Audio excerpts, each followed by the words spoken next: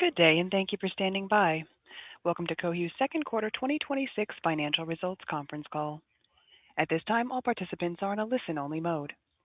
After the speaker's presentation, there will be a question-and-answer session. To ask a question during the session, you'll need to press star 11 on your telephone. You will then hear an automated message advising your hand is raised. To withdraw your question, please press star 11 again. Please be advised that today's conference is being recorded. I'd now like to hand the conference over to Matt Hutton, Vice President of Strategy and Investor Relations. Please go ahead. Thank you, Operator, and welcome to Cohu's second quarter 2026 earnings call. Our agenda begins with Luis Müller, Cohu's President and CEO, who will provide a business update, followed by a financial review and outlook from Jeff Jones, our Senior Vice President and Chief Financial Officer. Following our prepared remarks, we will open up the call for your questions. If you need a copy of our earnings release, it can be found on our website at cohu.com or by contacting Cohu Investor Relations. A slide presentation accompanying today's call is also available in the Investor Relations section of the website. Replays of this call will be accessible via the same page after the conclusion of the call. During this call, we will be making forward-looking statements that reflect management's current expectations concerning Cohu's future business. These statements are based on the information available to us at this time, but they are subject to rapid and sometimes abrupt changes. We encourage everyone to review the forward-looking statement section of our slide presentation and the earnings release, as well as Cohu's filings with the SEC, including the most recently filed Form 10-K and Form 10-Q. Our comments are current as of today, July 30th, 2026, and Cohu does not assume any obligation to update these statements for events occurring after the call. Additionally, we will discuss certain non-GAAP financial measures during this call. Please refer to our earnings release and slide presentation for reconciliation to the most comparable GAAP measures. Now I'd like to turn the call over to Luis Müller, Cohu's President and CEO. Luis? Good afternoon, and thank you for joining Cohu's second quarter 2026 earnings call. We delivered a strong quarter with sales of $149 million, up 38% year-over-year, and recurring revenue of approximately 53% of total. These results reflect solid execution across the company and continued customer adoption of our solutions. Our Q2 results show progress in areas where we have focused investments: advanced thermal test handlers for AI processors, HBM inspection, flexible ATE platforms for power and connectivity devices, and software analytics. Cohu is benefiting from durable demand drivers in AI infrastructure and edge computing, where customers are investing to address increasing power levels, production yield, and increased factory productivity.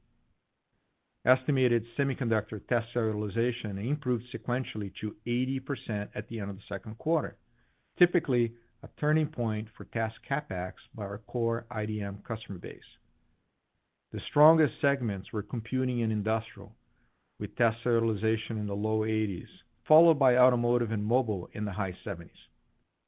Bookings generally follow utilization trends, and in the second quarter, computing led with 46% of total system orders, representing an impressive 150% increase year-over-year, driven by Eclipse growth in high-performance computing. With utilization above 80%, industrial was the next largest growth area, with orders up 87% year-over-year. The balance included consumer up 29% year-over-year, mobile essentially flat year-over-year, and automotive down 24% year-over-year in a segment that continues to struggle in this recovery cycle. Let me now review the quarter by product line, starting with the areas where we see the strongest customer traction. Starting with our test handlers. Building on the momentum from Q1, we continue to expand our position in high-performance computing through the adoption of our Eclipse handler, enabled by advanced active thermal control for extreme power and next-generation JEDEC Max devices used in data centers. The Eclipse delivers a configurable thermal handler that can be used across multiple device generations, helping customers reduce capital risk, extend the value of their install base, and support faster production ramps. Our high-power thermal control technology remains a key differentiator, improving test quality and first-pass yield. During Q2, high-performance computing customers also expanded adoption of COHU's PACE prescriptive analytics software, reinforcing our strategy to improve equipment efficiency and customer value. Separately, we are increasing our presence and infrastructure at OSATs in Southeast Asia to support fabless and hyperscaler programs as they move from qualification toward production ramp. Overall, this momentum reinforces an expanding high-performance computing customer pipeline that we now estimate at approximately $850 million annually. This includes about $190 million in qualified annual opportunity across 4 customers, $215 million in active qualification across 5 customers, and approximately $445 million in early-stage engagement across 10 additional customers. Based on this progress, we are raising our fiscal 2026 high-performance computing revenue estimate to between $100 million and $110 million. To support this demand, we are working with supply partners to increase capacity, and we're expanding our internal manufacturing in Malaysia. We expect this expansion to double output by year-end and support another step up in capacity by mid-2027. Now turning to our inspection and metrology. During Q2, we shipped additional final inspection systems for HBM3, HBM4, and HBM4E devices to a U.S.-based IDM with a strong forecast into the second half of 2026. HBM is the memory backbone of AI training and inference infrastructure, and we continue to invest to stay ahead of customer roadmaps into HBM5 and beyond. We recently qualified Neon at a Taiwan-based OSAT, establishing a strategic foothold in a high-volume outsourced assembly environment where we can pursue additional advanced package, mobile, and AI-adjacent inspection opportunities. We also released a new vision inspection sensor with shortwave infrared capability that detects inner cracks in complex silicon devices. This gives customers a step-change improvement in outgoing quality for advanced packages and further reinforces Neon as a reference platform for silicon inspection applications. Moving to semiconductor test, demand is increasingly tied to 2 AI-enabling requirements: efficient power delivery and high-speed connectivity across edge devices, vehicles, industrial equipment, and connected infrastructure. These systems depend on precise power management to achieve peak performance while controlling energy consumption, heat, and operating costs. Customers are increasingly adopting gallium nitride power devices for their efficiency and power density advantages. At the same time, AI-enabled devices require seamless connectivity. The industry is investing in both ground-based and non-terrestrial networks, including satellite constellations and high-altitude platforms that extend coverage globally. Together, GaN power and advanced connectivity represent an estimated $340 million annual addressable market opportunity over the midterm. During Q2, we continue to engage with leading power and RF customers on Diamond X configurations for GaN, mobile front-end, and advanced connectivity applications.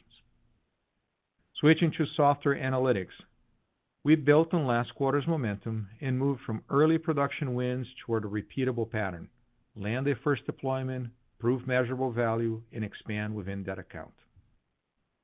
This business delivered the first $1 million revenue quarter, and orders increased an impressive 140% year-over-year.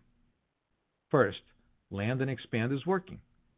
Last quarter, we noted that a leading high-performance computing chip maker had committed to deploying our predictive maintenance technology across its test handler fleet.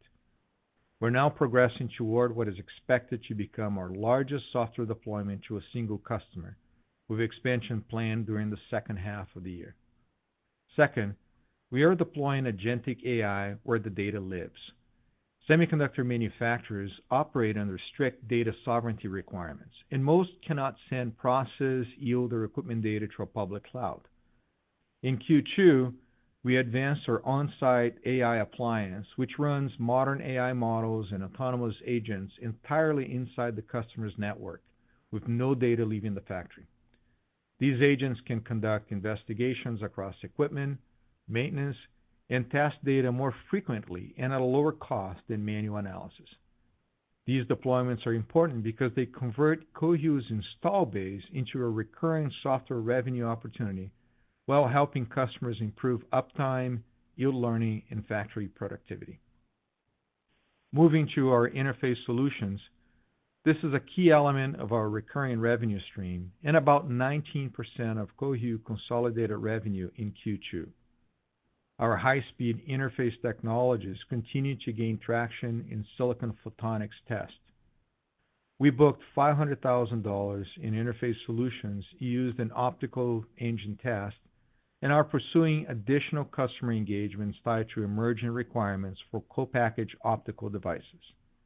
In parallel, we remain focused on increasing share of our core semiconductor customer base, where new applications and replacement of incumbent technologies create opportunities for additional COHU content.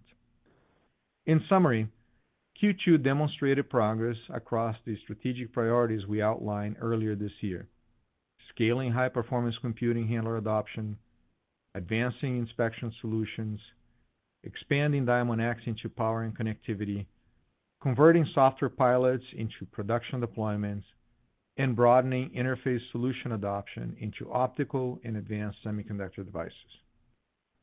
I want to thank our customers for their partnership, our employees for their execution, and our shareholders and supply chain partners for their continued support. With that, I'll turn the call over to Jeff to review our financial results and outlook in more detail. Jeff? Thank you, Luis. Before reviewing the second quarter results and providing third quarter guidance, please note that my comments refer to non-GAAP figures.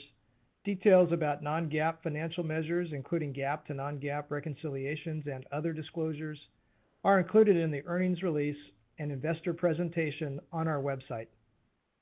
For Q2 2026, revenue of $149 million exceeded the midpoint of guidance. Recurring revenue, driven primarily by consumables, represented 53% of total revenue. One industrial customer accounted for more than 10% of total sales during the quarter. Gross margin was 45.5%, above guidance, primarily reflecting a more favorable product mix.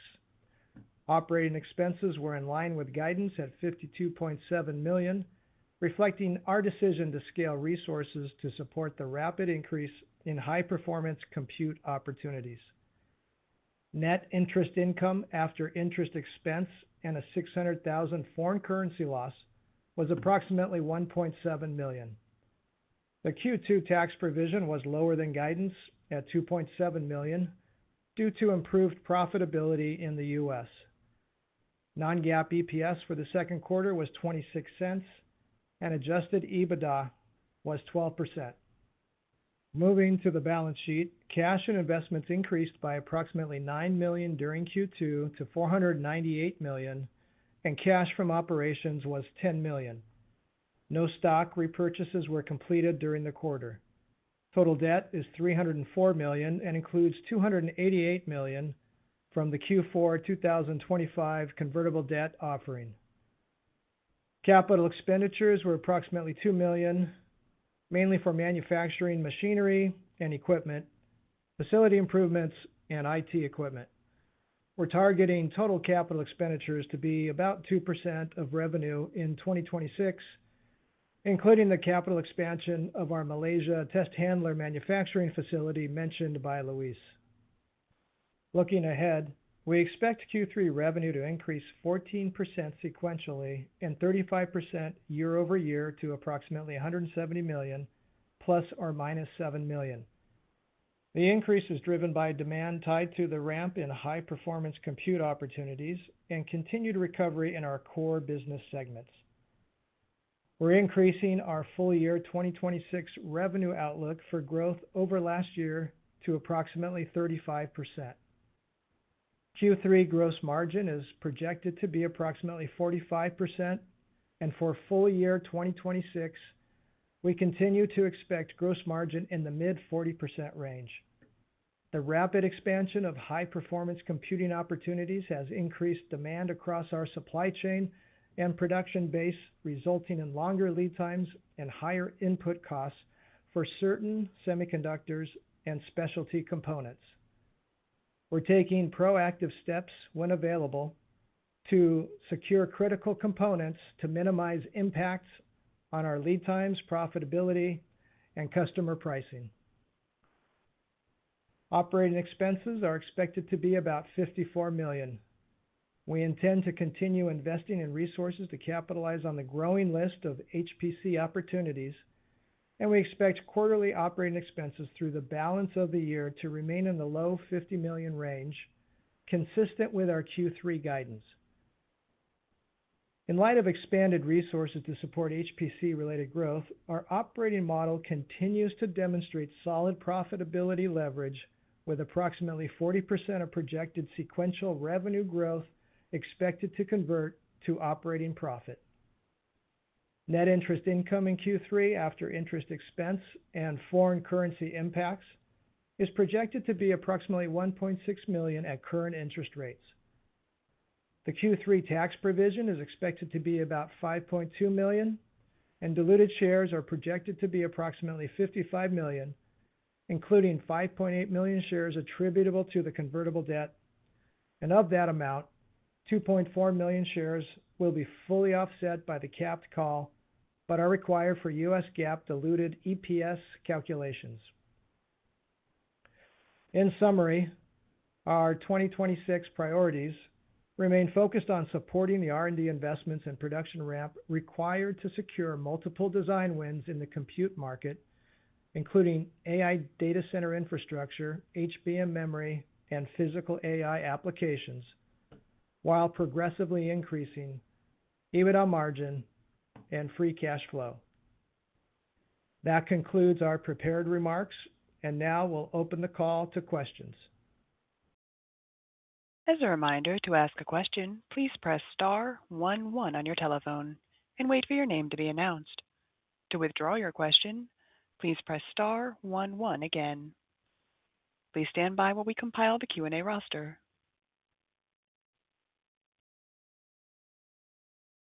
Our first question comes from Krish Sankar with TD Cowen. Yeah, hi, thanks for taking my question, and congrats on the solid results and guidance. Luis, I had two questions. The first one, I just want to check, of your pipeline of $850 million, you said you have 4 customers qualified. Are those 3 HPC and 1 HBM customer? And the other 5 customers in qualification, are they all HPC for AI handlers? And when do you expect that to potentially convert into revenues? Oh, hi, Krish. Yeah, you're correct on all your statements here. We have 3 HPC, 1 HBM on the qualified, which we view about $190 million annual opportunity for revenue. And then we have close to $200 million in the near-term qualification here. So your question on the timeline, it straddles over months, to be honest with you. We have one customer that is right on the edge of giving us the green light of being qualified. I think the data all supports it, but we don't have the official yet. We are already planning on shipping a production configuration for the actual production intercept device, which is a next generation. We typically qualify on an existing generation device so it can do correlation to what they have with other systems out there. But we're shipping the production configuration here at the end of August to get it, I don't know if the right word is certified, so we can go on with the actual intercept. So we should get a qualification pretty soon, within a month, I would say. And then, I think the 5th one on the list, we're looking at early next year systems that we're shipping, late August, and I think accounting for about a 6 month qualification process, I think would put us sort of mid Q1 for the last one on this bucket of in qualification. Got it. Very helpful, Luis. And then as a quick follow-up, you mentioned about you're gaining traction in silicon photonics for the optical engine. Can you quantify how much that opportunity could be either this year, next year, in the next few years? And is this mainly an insertion one, or which insertion are you targeting? Yeah. Today, we're shipping interface solutions, not handlers, not full handlers yet. We're shipping interface solutions for insertion 3, which is the optical engine test. And that's where we commented here on prepared remarks that we booked in the second quarter. I think it was a $500,000 order for interface. And this is a continuation of a business we started in Q1. We are shipping or planning to ship a qualification unit for insertion 3 by the end of the year with a handler. We're also demonstrating an insertion 4 configuration with a handler to certain customers that I don't really have a specific timeline for shipment yet. I don't know if it's going to be Q4 or Q1 next year. A little tricky now getting systems to go on qualification given the production orders that we're satisfying. We haven't quantified yet the total CPO revenue in 27, 28 because we view it as part of the evolution of HPC. So it's embedded in the $850 million pipeline at the moment. All right. Thank you very much, Luis. Congrats again. Thank you. Our next question comes from Brian Chin with Stifel. Hi there. Good afternoon. Nice results and outlook, and thanks for letting us ask a few questions. Maybe the first question, looking at this, the multi-stage pipeline graphic you have in the slides. I think last cut it was aggregating to $750 million. Now it's $850 million. Can you maybe break down what that $100 million increase is? And also, I think part of this maybe is that recurring portion. Can you also maybe explain and break down what you mean by recurring? Okay. Yeah. Hi, Brian. Yeah, two separate things. On the totality of the pipeline increase to $100 million by $100 million, it's really getting better visibility in the forecast, and I think we added a couple customers on the in-engagement phase as well. But we certainly have better visibility now on the customers that are in the qualified, I should say, the qualified portion of the pipeline. And the numbers are bigger, what they're giving us for next year than what we had originally estimated. To your question on recurring, there are really three components to recurring. One of them is device application kits. These device life cycles are typically 18 months in production. Something else launches, and you got to do a new device kit for that handler. The other component is thermal heads. You don't necessarily change the entire thermal head, but as devices grow in size, so does the required thermal head coverage over the die. It could be multi-dies. It could be actually even multi-skyline heights on dies. So that thermal head touchdown on the die has to evolve with the product evolution. So that's an upgrade element of the system. You could also include a thermal head itself if the upgrade includes higher power. And the third element is basically the maintenance of the equipment. There are spares and consumables in the equipment. Part of that today, I guess a fourth element that it's novelty here is the software sale. As I mentioned last quarter, we sold, I think it was about $330,000 a year subscription software into an HPC customer in conjunction with system orders. And that has a lifetime, through the product life cycle. I think we estimated a few $1 million lifetime value of that software subscription. So that would be sort of the fourth component that I forgot to mention, but it's part of recurring. Very great. That's super helpful. Also, in terms of the full-year revenue guide increase going from 25% to 35% growth, I think that's something like $45 million on the math there. You only increased your HPC forecast by maybe you call it $10 to $15 million.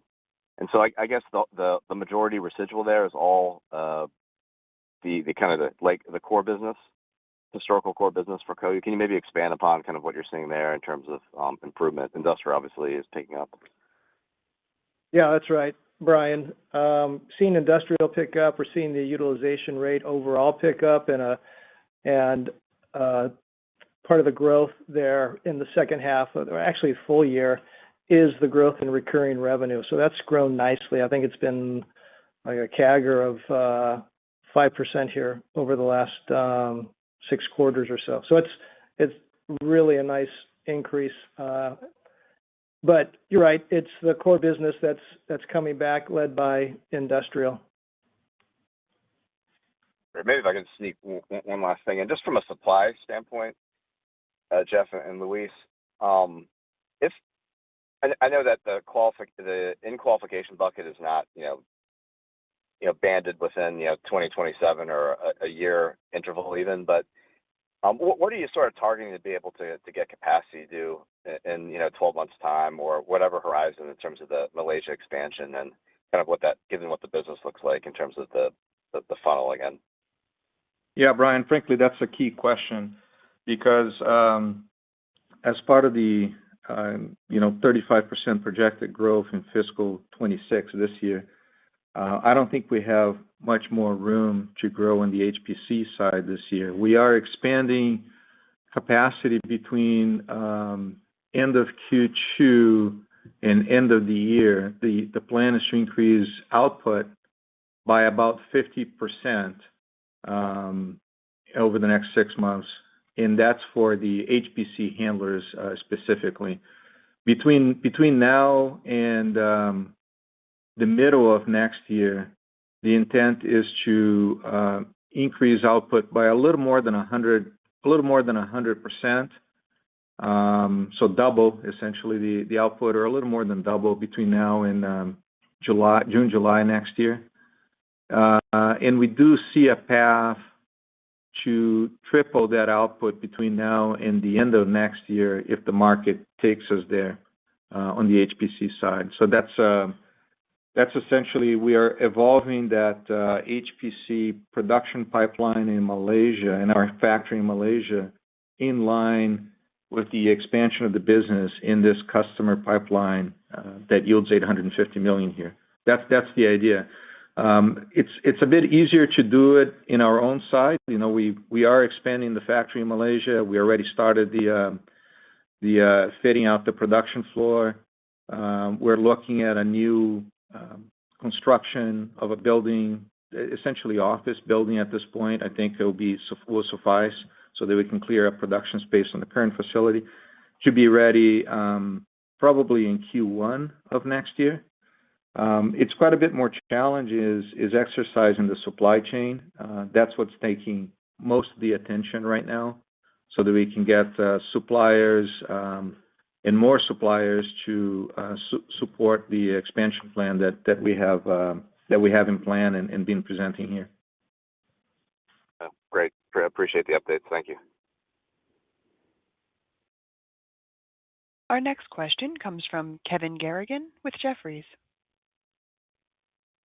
Yeah, hey guys, congrats on the great results. Hey, your new customers and engagement. Can you just talk a little bit more about how those opportunities developed? Are these customers that are using competing platforms and are looking to switch? And how much additional opportunity do you see beyond the current pipeline that you have? So you mentioned $850 million. I mean, is it pretty much sky's the limit at this point? Well, there is always a limit.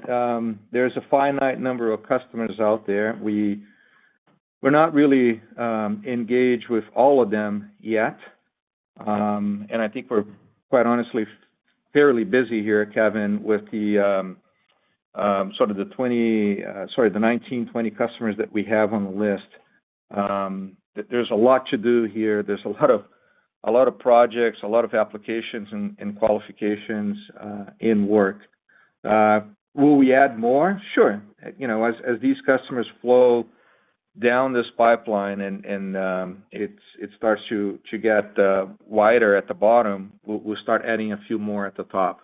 But you can imagine who the names are, right? I'm not going to rattle them on the call. I shouldn't, but they're essentially the fabless and hyperscalers that are developing or have developed their own semiconductor GPUs or custom ASIC devices, network processors,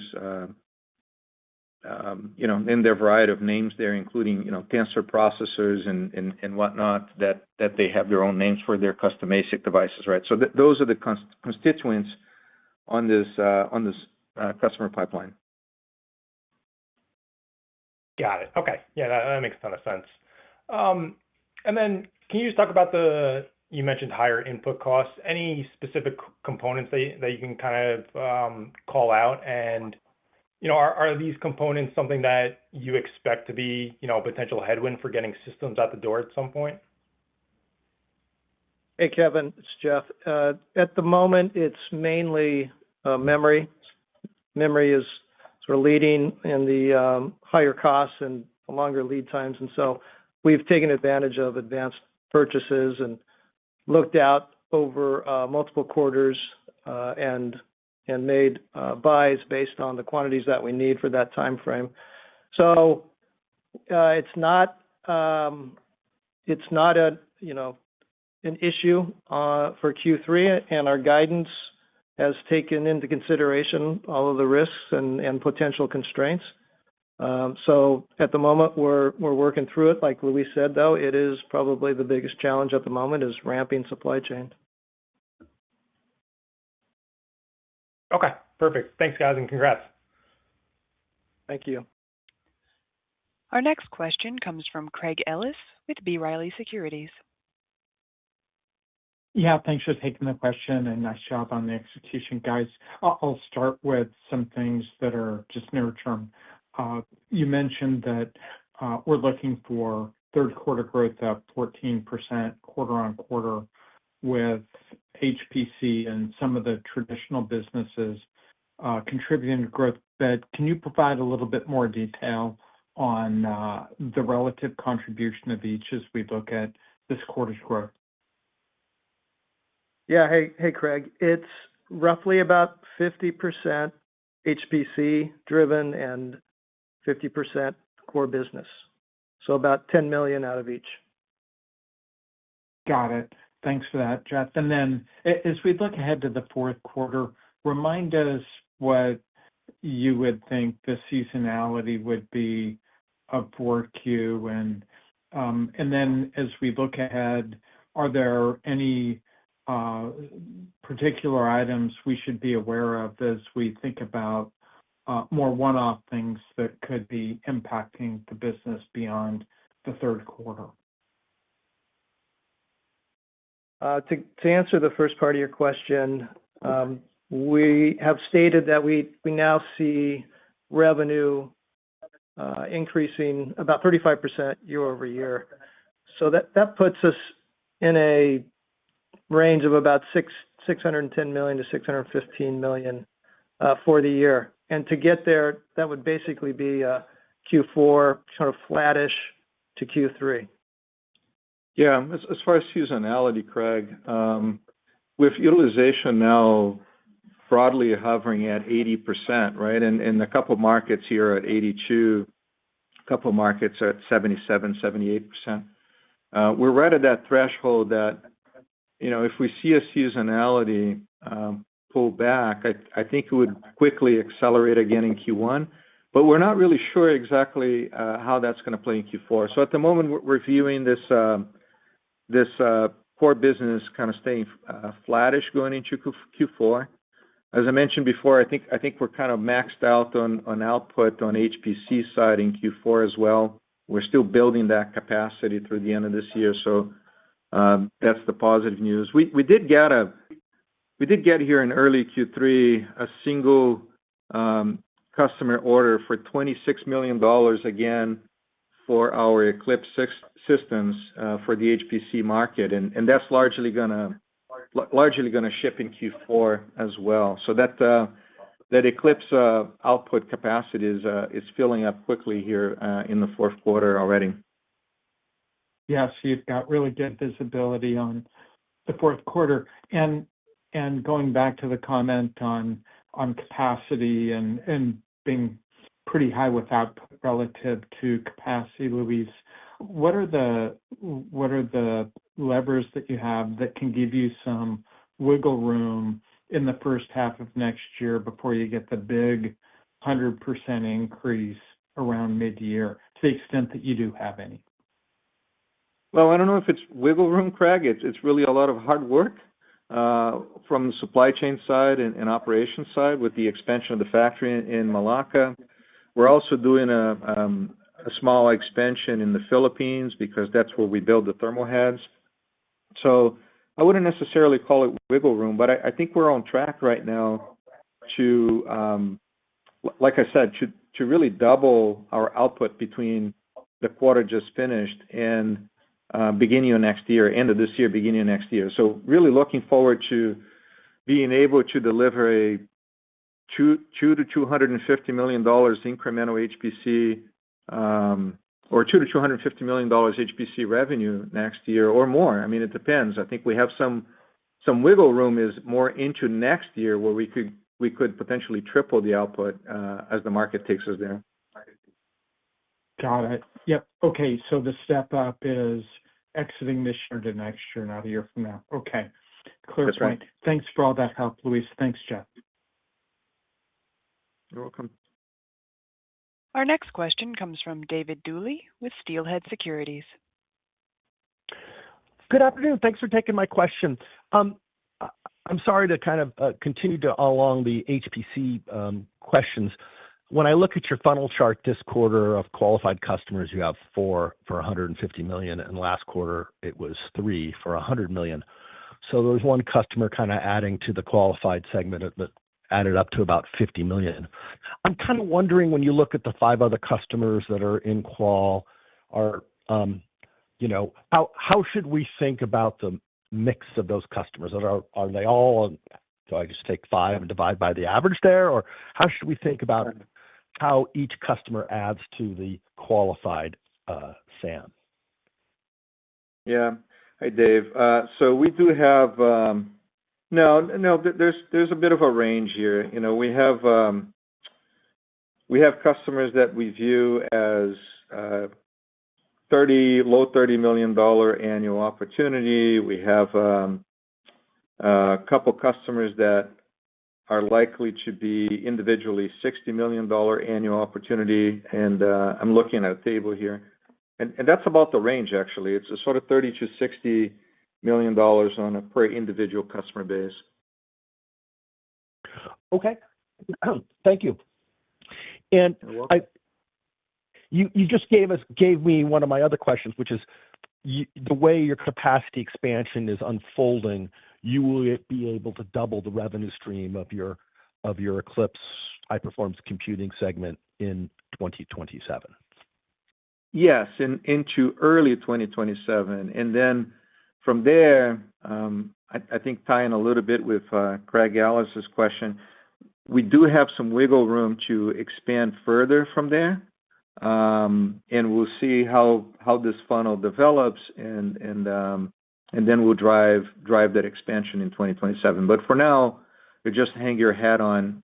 We'll be able to double the output we just finished in Q2 of this year by the end of this year, meaning into early 2027. Now, remember, that's more than where we started in 2026. So the reality is, if we're delivering $100 to $110 million this year, we should have the capacity to do more than $200 million, probably close to $250 million by the beginning of next year, all things being linear throughout the year. And from there, we can expand more in 27 to exit at a higher rate in 2027 again. And okay, and as far as just remind us who the key competition is for some of these slots, and or are a lot of these brand new that where it's a jump ball, or is there someone that is kind of the incumbent with a lot of these customers? It's pretty much a single competitor, so to speak. I mean, you can claim there's a second competitor out there, but I would say there's primarily a single competitor, which has been the forever supplier at the test subcontractors. It's Han Precision from Taiwan has been the primary competitor in this space, and as power levels are increasing on these more complex processors, right? All sorts of classification of processors. The management of power dissipation is becoming much more prevalent and driving a much stronger interest by, like I said, the fabless and the hyperscalers into finding a solution to the problem, which COHU's Thermal Technology is one big company here in the Bay Area said COHU's Thermal Technology is sort of the best thermal in the market, period, in the story. Let's figure a way to make this happen.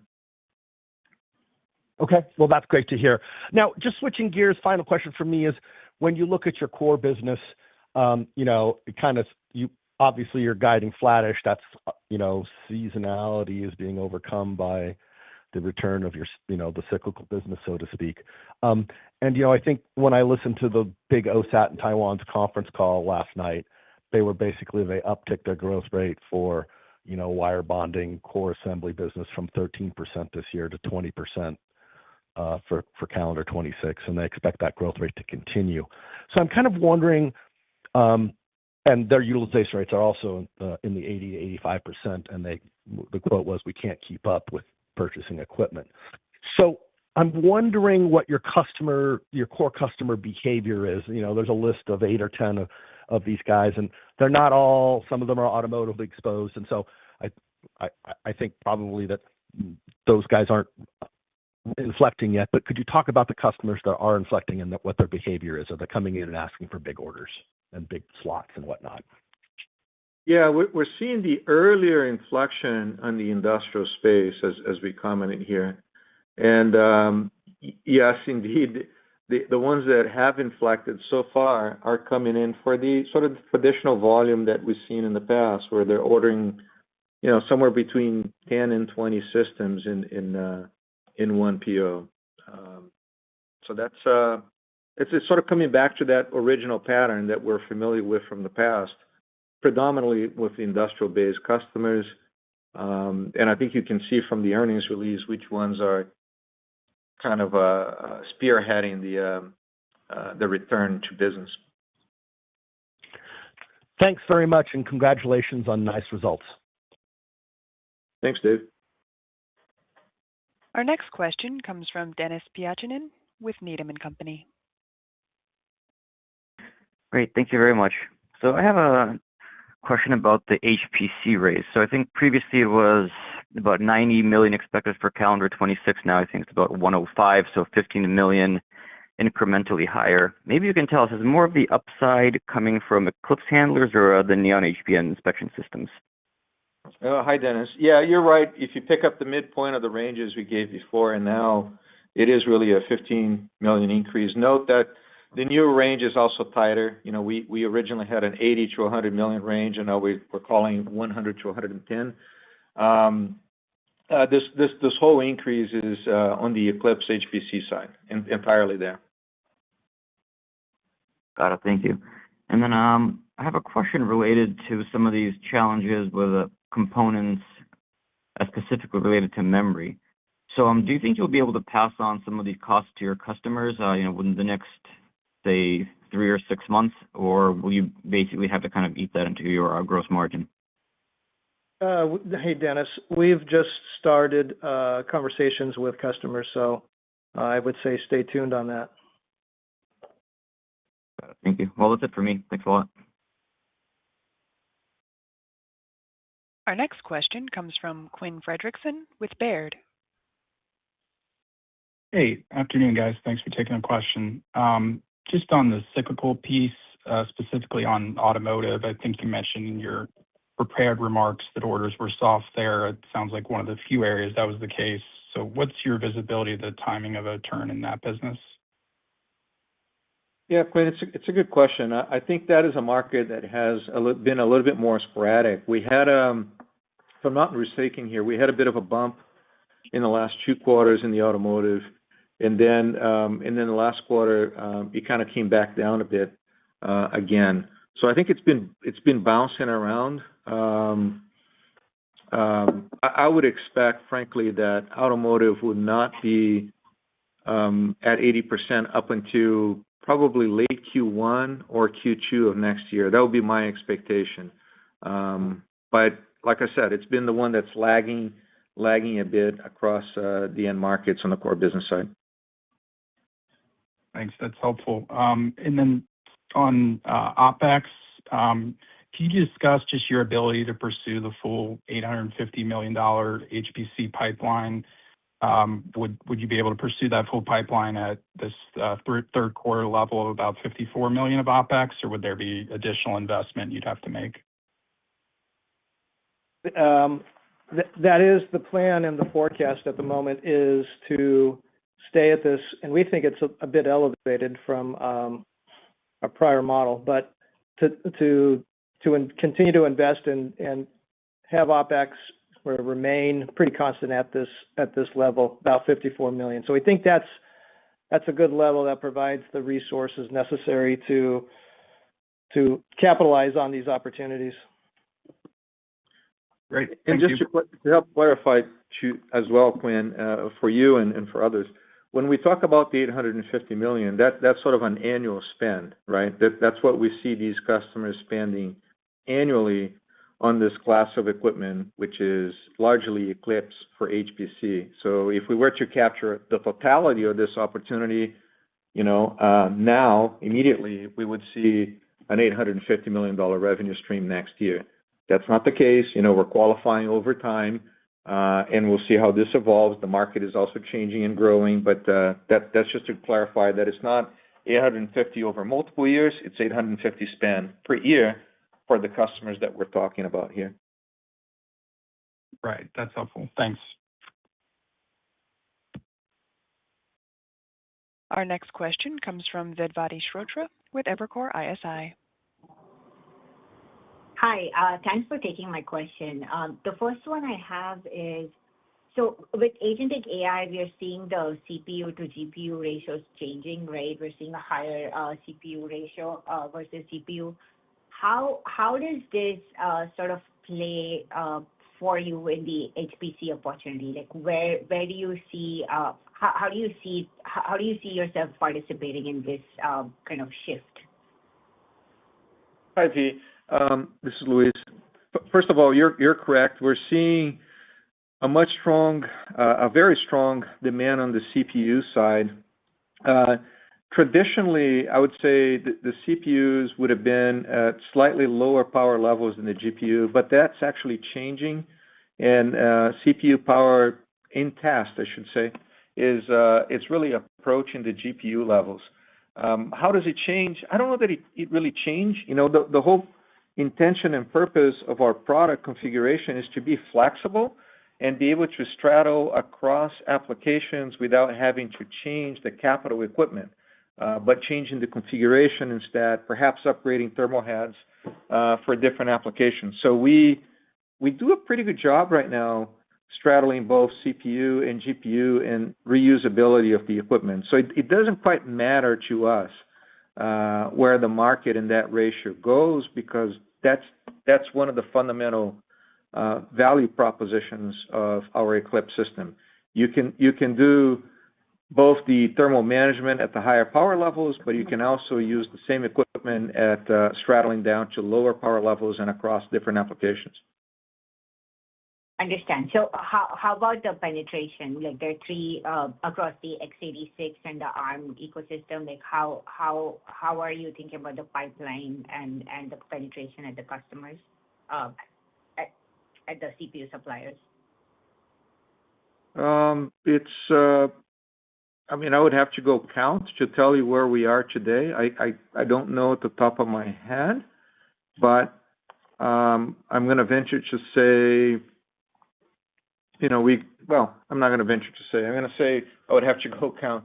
But it is, again, not that relevant to us. We have probably strongest shipments in Q2 that were maybe by 86, or maybe that's going to be Q3 shipments. I would have to go look, but it straddles across both. Understand. Okay. And then one last question.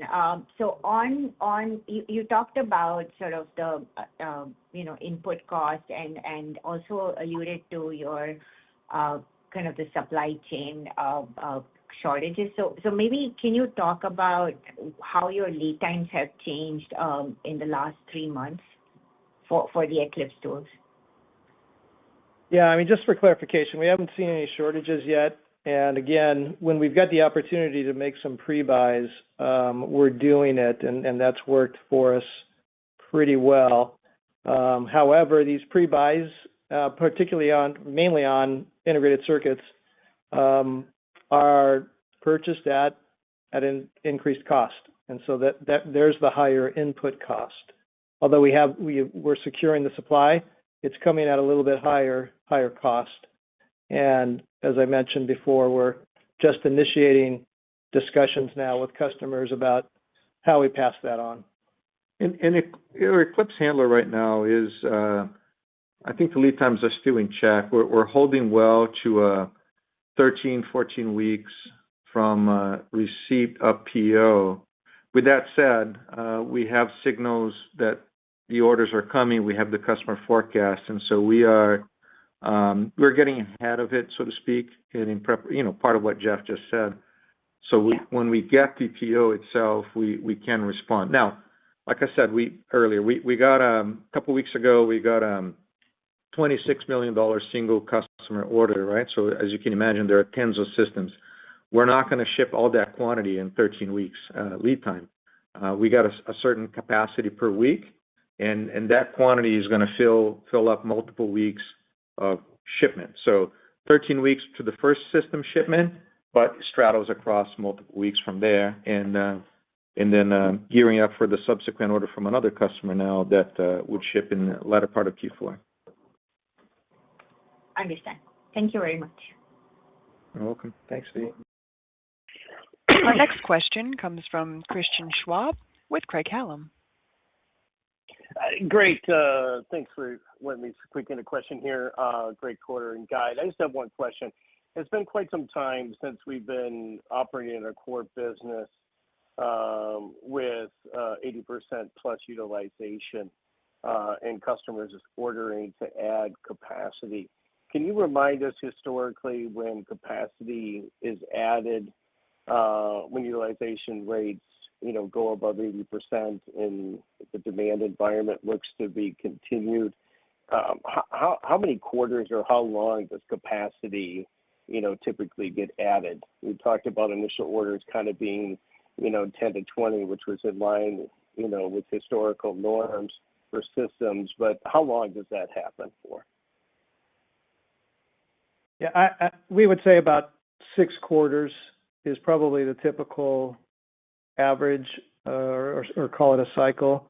And I've got this table in front of me, and it goes back to 21, and that was a pretty unique time frame in 21 and 22, and that happened. We happened to be above 80% utilization for 8 quarters, or at least 7. So I think 6 is probably the norm. Great, fantastic. And then lastly, is I know we started a few quarters ago talking a little bit more aggressively or about M&A, but given the fact that the core business and the AI market growth is we're chasing extremely strong demand. Are you still looking at M&A, or we don't want to get distracted with M&A when the core business is so strong? Yeah, hi, this is Matt. I think you're right? The number one priority is obviously execution. There definitely are opportunities to accelerate in some areas, our growth areas in HPC and in software, and we'll continue to look at build versus buy opportunities there. But yeah, I think you nailed it. It's execution and looking at other ways to possibly accelerate some of our growth areas. Fantastic. No other questions. Congrats on the strong results again. Thank you. Thanks, Christian. That concludes today's question and answer session. I'd like to turn the call back to Matt Hutton for closing remarks. Thanks, operator. Before we sign off, I'd like to note that we will be attending the following investor conferences over the next 3 months: the Needham Virtual Semiconductor Conference on August 19th, the Jefferies Semiconductor Conference on August 24th in Chicago, and the CEO Summit on October 13th in San Francisco. If you plan on attending any of these conferences, please reach out to your conference contacts or let us know, and we'll arrange for a one-on-one meeting. I'm also pleased to announce that COHU will host an Investor Day on November 10th in New York City, where we will provide a deeper look at our strategy, and long-term financial framework. Additional event details will be shared closer to the date. Thank you for joining today's call. We look forward to speaking with you soon. This concludes today's conference call. Thank you for participating. You may now disconnect.